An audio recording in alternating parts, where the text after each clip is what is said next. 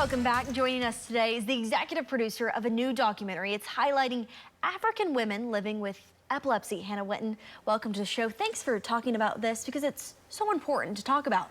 Tell me a little bit about this documentary. Sure. Well, I'm here to promote the documentary The Curse of Stigma as one of the executive producers.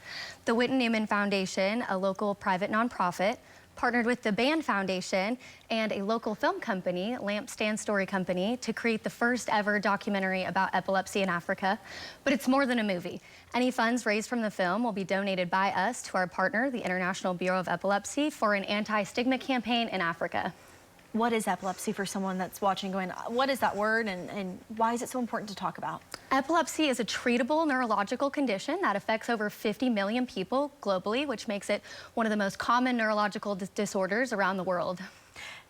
We're going to be focusing, you guys are going to be focusing on African women living with epilepsy. Why African women? Why is this the point of conversation? Well, our film focuses on African women who, face discrimination because of deeply embedded cultural beliefs. And in Africa alone, there's over 10 million people who have epilepsy, and over 7 million of them could live seizure-free with access to medications that cost less than $5 a year. What's the biggest stigma they need to overcome?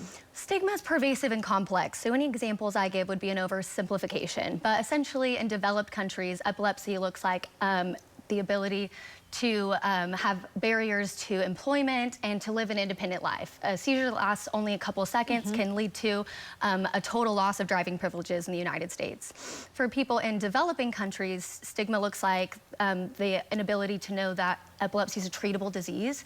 If you don't know epilepsy is treatable, you're not seeking out anti-seizure medications. How can people watch this documentary? The documentary will be released at international film festivals, and after we do the film festival circuit, we will release it to the general public. For more updates on that, go to thecurseofstigma.org. And I need to ask your personal story with epilepsy. Why is this so near and dear to your heart? This is so near and dear to my heart because my big brother Dylan had epilepsy my entire life.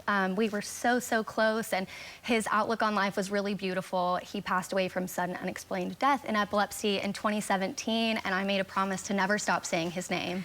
It's something I share too close to my heart. My mom has epilepsy, but it's something we need to talk about, and I'm so glad that you're here in Oklahoma City and we can continue to spread awareness for those living with that. Well, thank you so much, Tevis. I really appreciate that. Hannah, thank you. And of course, we'll be updating you all when this documentary comes out, and we will have that all on the News 9 app.